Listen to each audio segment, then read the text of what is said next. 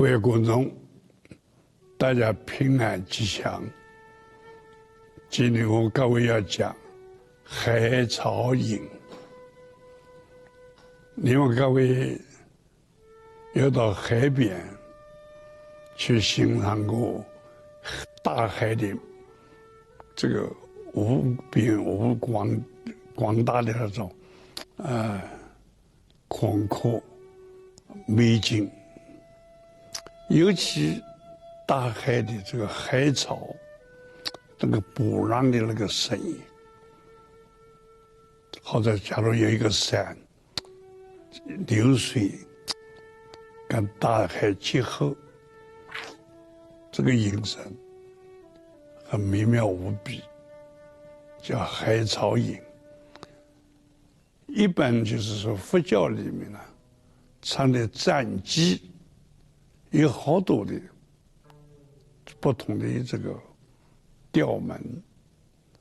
有的啊像在台湾都唱这个福建的鼓山调，就是鼓山的这个唱诵。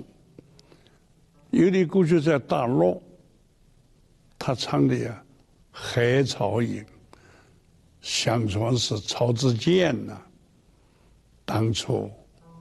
在一个是玉山的地方，在山东啊，听到这个海水啊，跟那个山洞啊流动的这种声音，悠扬顿挫，让人听了以后啊，顿晓沉念，生命可以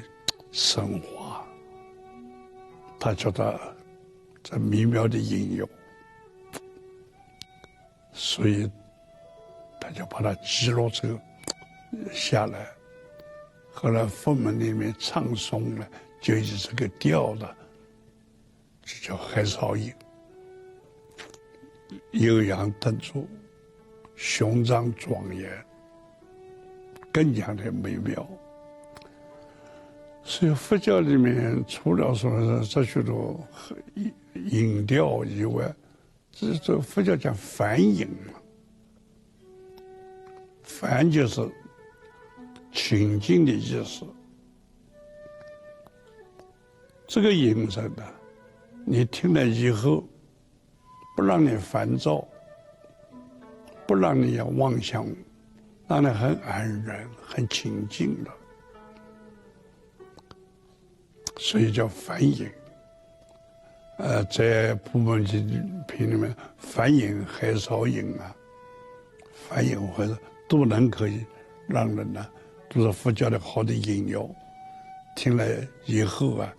心旷神怡。所以在佛教里面，这个很重视这个音乐唱诵的，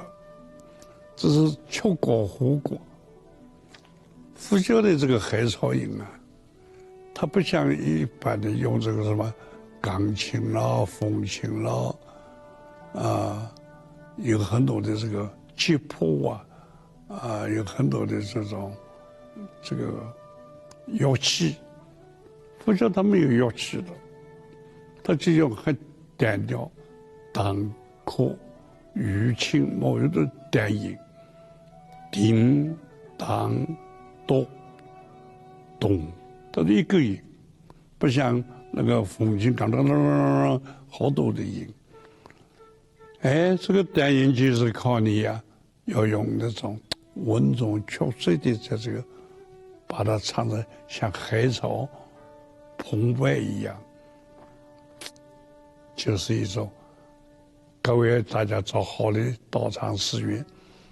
必定有那说早晚课啊，可以你们听到海草音，也能